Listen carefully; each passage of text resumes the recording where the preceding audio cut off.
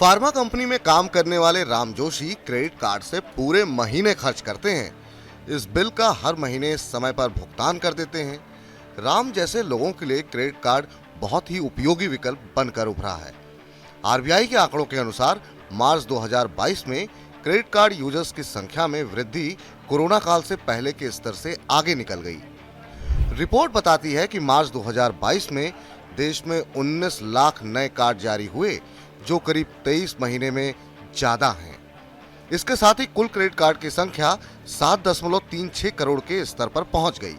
सालाना आधार पर इनमें 18.7% की वृद्धि दर्ज हुई। क्रेडिट कार्ड के जरिए खर्च रिकॉर्ड 1 लाख करोड़ रुपए रहा, लेकिन इन तमाम आंकड़ों के बीच एक नया ट्रेंड देखने को मिल रहा है।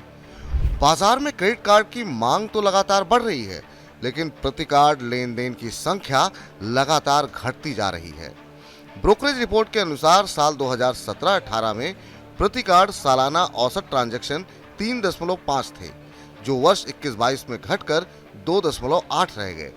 सीधे शब्दों में कहें तो एक क्रेडिट कार्ड के जरिए पूरे साल में महज 3 से भी कम ट्रांजैक्शन हो रहे हैं। ऐसे में बड़ा सवाल ये कि क्रेडिट कार्ड से ट्रांजैक्शन घट क्यों रहे हैं? क्या क्रेडिट कार्ड का अस्तित्व समाप्त हो रहा है? आखिर इसकी वजह क्या है? चौंकाने वाली बात यह है कि साल 2017-18 की तुलना में साल 2021-22 में क्रेडिट कार्ड उद्योग का बकाया 9.75 लाख करोड़ रुपए पर पहुंच गया। मोटे तौर पर इसमें सालाना आधार पर 16% की वृद्धि हुई। साल 2017-18 में ये बकाया 4.62 लाख करोड़ रुपए था। टैक्स एवं इन्वेस्टमेंट एक्सपर्ट बलवंत जैन बताते हैं कि कोरोना महामारी के दौरान बड़ी संख्या में लाखों लोगों को नौकरी से हाथ धोना पड़ा। बड़ी संख्या में लोगों की आय टूटी है। इससे लोगों की खर्च करने की क्षमता घटी है। दुनिया में क्रेडिट कार्ड का कर्ज सबसे ज्यादा महंगा होता है। अगर एक बार भुगतान में चूक हुई तो ग्राहक कर्ज के जाल में बुरी तरह फंस जाता है।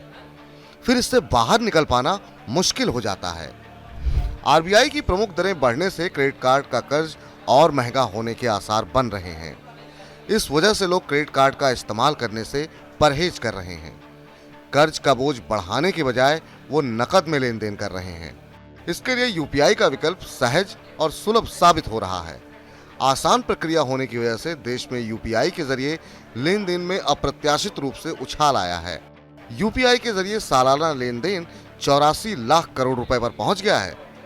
देश में कुल डिजिटल लेन देन में मूल्य के हिसाब से साल 2021-22 में यूपीआई की हिस्सेदारी बढ़कर 81% हो गई है, जबकि क्रेडिट कार्ड का शेयर 9% रह गया है। एक और बड़ी वजह यह है कि कोरोना काल में जो लोग क्रेडिट कार्ड का बिल नहीं जमा कर पाए, उससे लगातार आगे बढ़ाते जा रहे हैं। इससे ट्रांजैक्शन में गिरावट आने के बावजूद भुगतान का बकाया लगातार बढ़ता जा रहा है। एक और बड़ी वजह यह है कि अब एक से ज्यादा क्रेडिट कार्ड रखना युवाओं के लिए स्टेटस सिंबल बन गया है। एक व्यक्ति के पास आधा दर्जन से ज्यादा कार्ड मिल जाएंगे, लेकिन इनमें से इस्तेमाल वो 1-2 का ही करते हैं।